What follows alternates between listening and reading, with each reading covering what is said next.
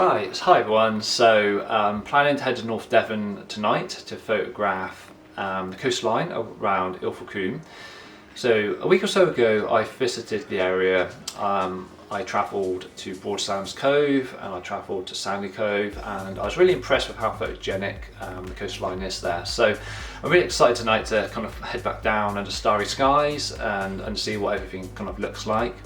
I think my plan is going to be to head to Broadsands first.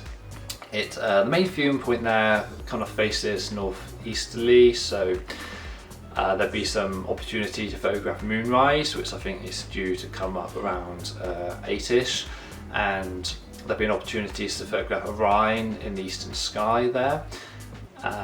Then after that I was going to head to Sandy Cove, which is just a mile down the coast, to meet my friend Jen, and we're going to spend a bit of time doing some northerly compositions. Now there is an opportunity for some northern lights tonight, so those are going to be some nice locations to be at if the activity does happen. But the moon will be up as well, which might make things a little bit tricky. But anyway, yeah, really looking forward to seeing what the night brings.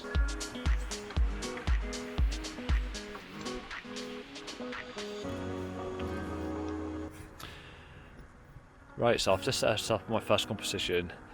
It's kind of an elevated viewpoint overlooking Broadsand Cove. Yeah, I do like the composition. I didn't quite know what to expect regarding like light pollution here, but it's not as bad as I'd feared. And there is a bank of cloud to the north, but it looks pretty nice in the photo actually, so it's not too bad.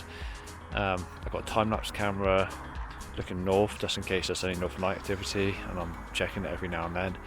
I've got my main camera at the moment, just doing a star trail while I wait for Orion and the moon to rise, which I'm hoping to capture as a background in about 40 minutes once they get a bit of elevation.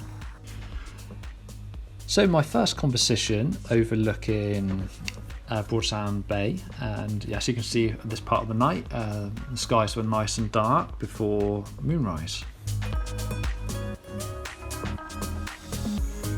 But the real magic happened a few minutes later once the moon did just poke up above the horizon, and you had some wonderful moonlight illuminate the landscape and the clouds, which kind of came over at the same time.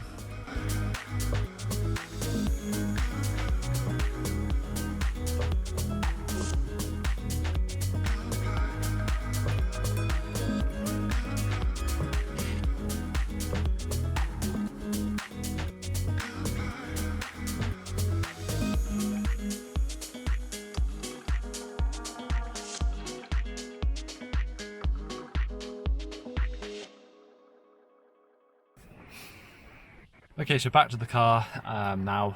Typically there's no 3G or phone signal, so in the dark a little bit with the conditions. I do think the cloud might roll over, so yeah, pretty good time, feels like, to change the location. Hopefully the time I get to Sandy Cove, the cloud would have passed over.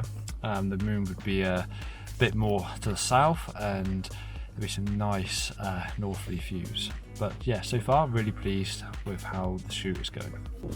So while walking to my second location, I stumbled across this beautiful waterfall, which I thought looked fantastic under the moonlight. It was quite difficult to photograph, but with the 14mm lens I was able to get this nice composition.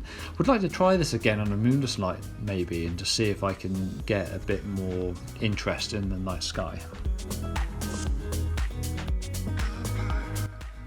So once down to the beach, I got to work making a few different compositions. Beautiful night, and the bubbling clouds did look really interesting in the time lapse.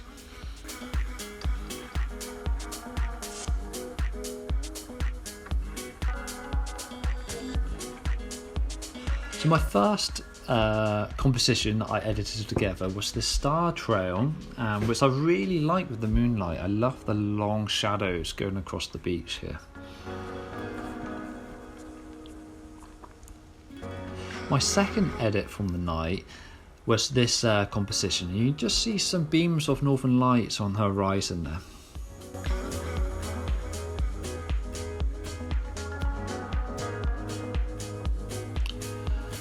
This is actually a still grab that I took from the time lapse, and I wasn't intending to get this composition, but I did quite like it with the person in the scape.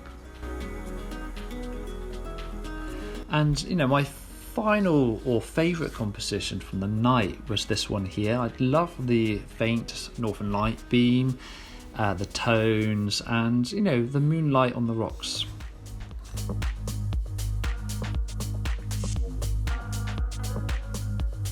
I thought I'd do a little debrief on the shoot. I find it's always nice to kind of reflect on what kind of happened, and yeah, overall it was a great trip. I really enjoyed it. I enjoyed the kind of 40 minutes of moonless skies, and the shoot I did over broad sands, and the moonrise was much better than I thought it would be, and I think the bank of cloud that came over really helped with that. And it was a great bonus as well to then capture some of the northern lights over Sandy Cove. Despite the strong moon, it just shows that actually maybe I need to embrace the moon a bit more, and not just go out on the moonless nights. So I think that's definitely something that I've taken away from this. But overall, I hope everyone enjoyed the video and enjoyed the photos. Thank you very much for watching, and if you have any comments, then please feel free to put them below. But until next time, bye for now.